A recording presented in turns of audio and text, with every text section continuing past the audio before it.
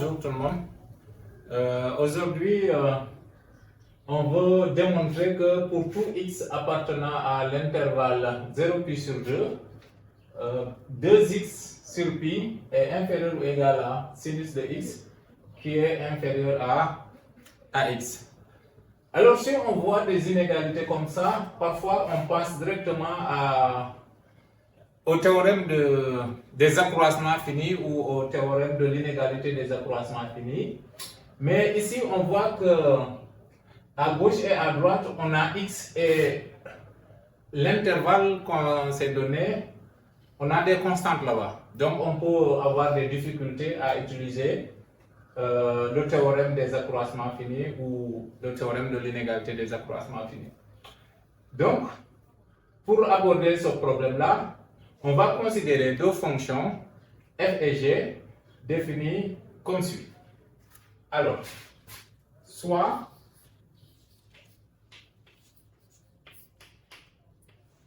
f et g, les fonctions définies par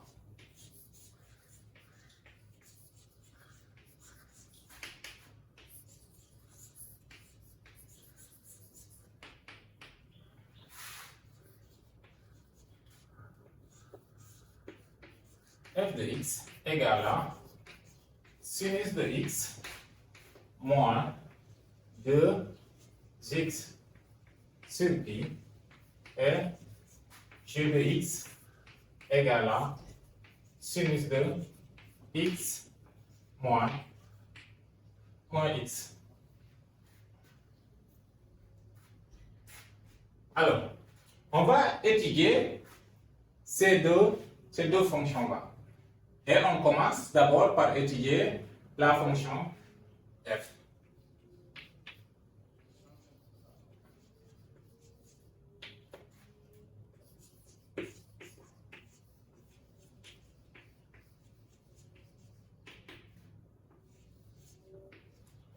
Alors là, il faut juste remarquer que f est deux fois dérivable.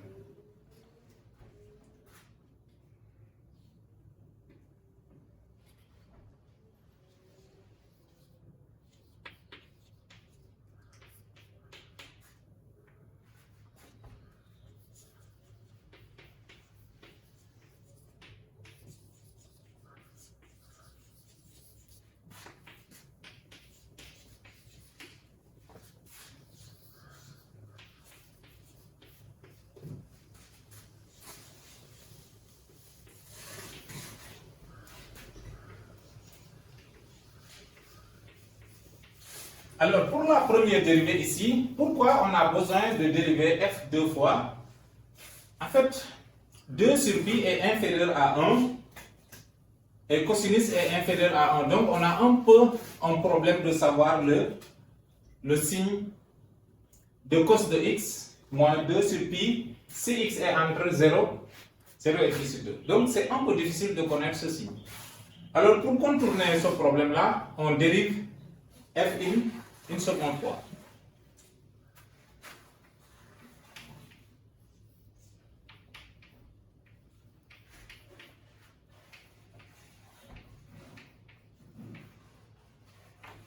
Alors là, on voit qu'on connaît le signe de sinus de x sur l'intervalle 0 pi sur 2. Et donc, on sait quel est le signe de f' de x sur l'intervalle.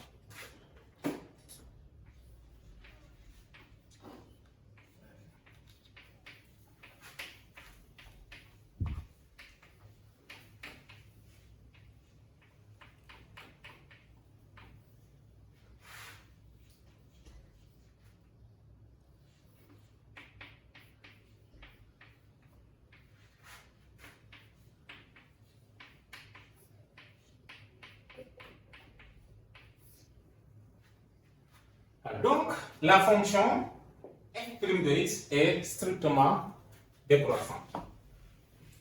On obtient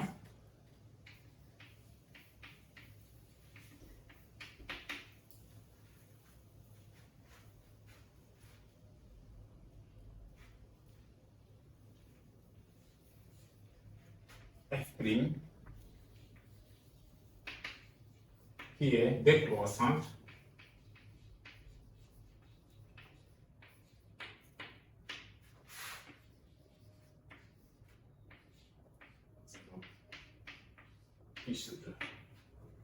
de plus,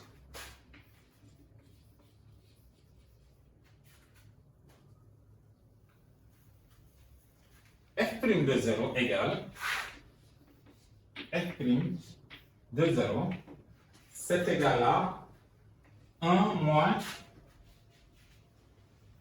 2 sur pi, qui est un nombre négatif, qui est positif.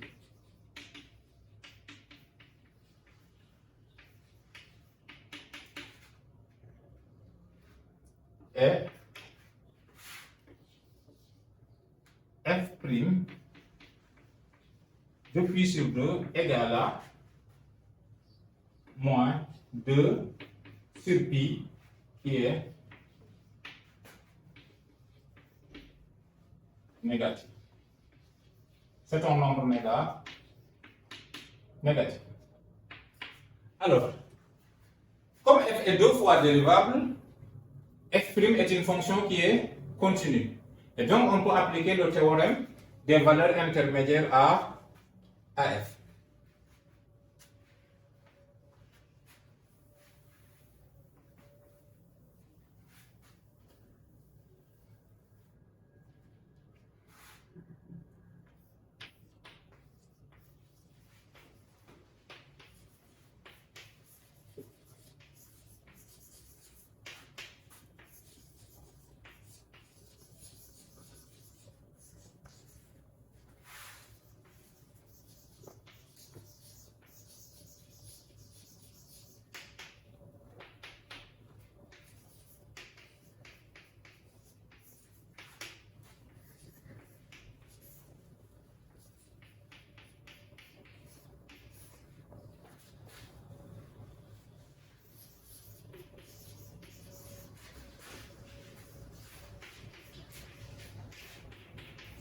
Donc, le théorème des valeurs intermédiaires appliqué à f' montre qu'il existe un réel alpha entre 0 et pi sur 2, tel que f' de alpha égale à 0. Et là, on voit que le tableau de variation de f' donne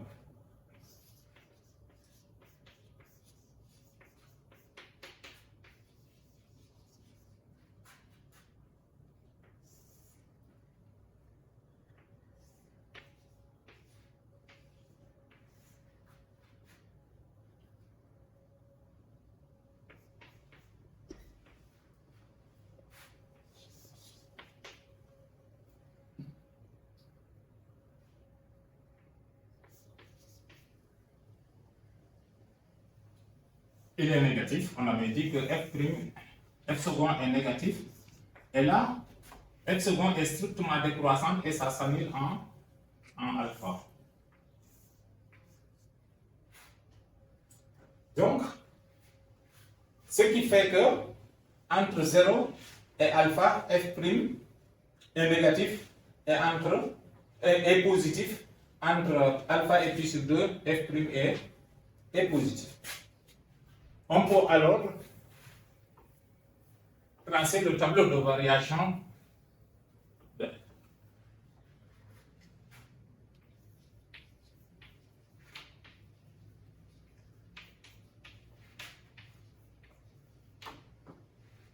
que f' de x est supérieur à 0, quel que soit x appartenant à l'intervalle 0 alpha, et f' de x inférieur à 0, quel que soit x appartenant à l'intervalle alpha qui sur 2. D'où le tableau de variation de f suivant.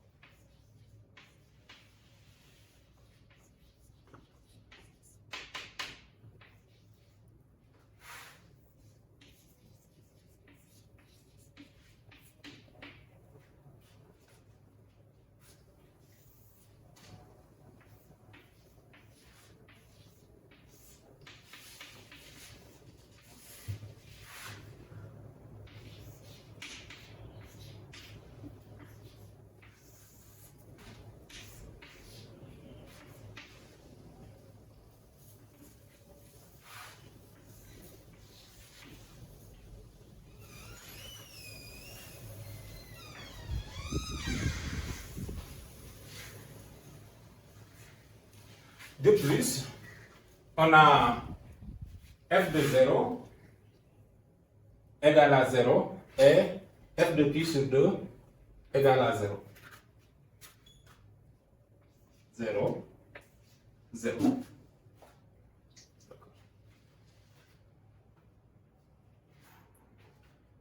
Et donc f est positif.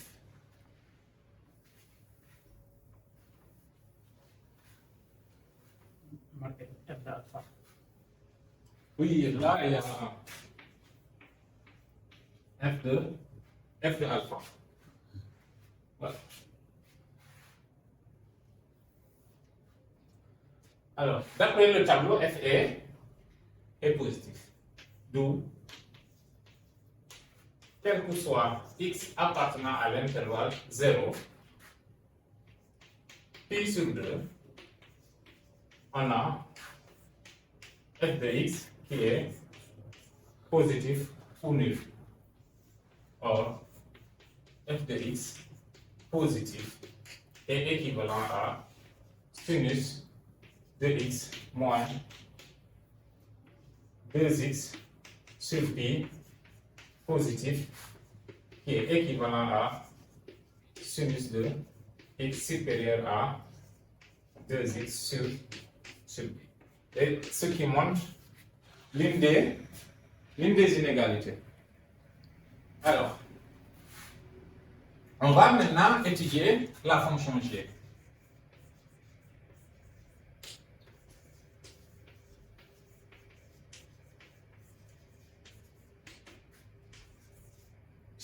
Pour rappel, g de x égale à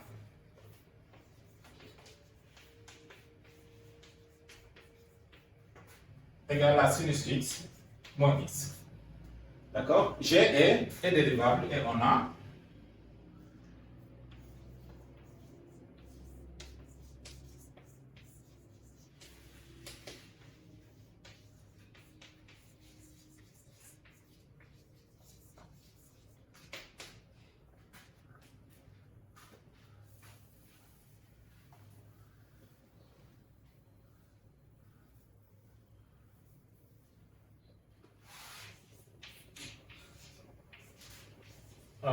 g' de x égale à cosinus de x moins 1.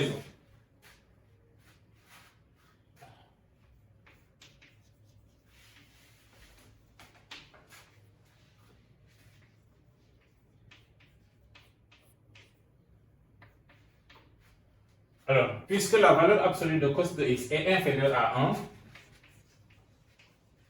on a g' de x inférieur ou égal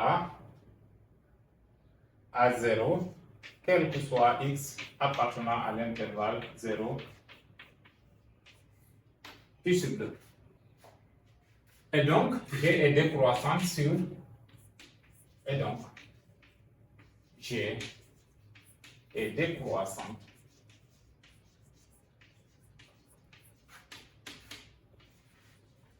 sur l'intervalle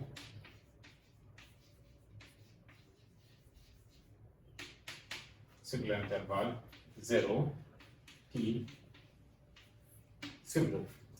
De plus,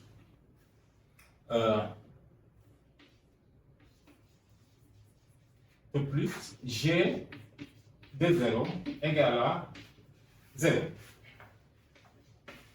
Égale à 0, ce qui implique que g est décroissante et g de 0 égale à 0 implique que g est négatif sur l'intervalle. Ce qui implique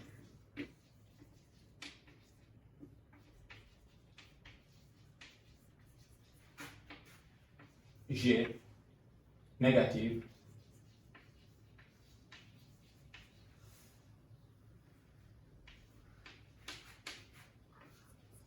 sur l'intervalle 0 pi sur 2 et g de x inférieur ou égal à 0, quel que soit x dans 0 pi sur 2 entraîne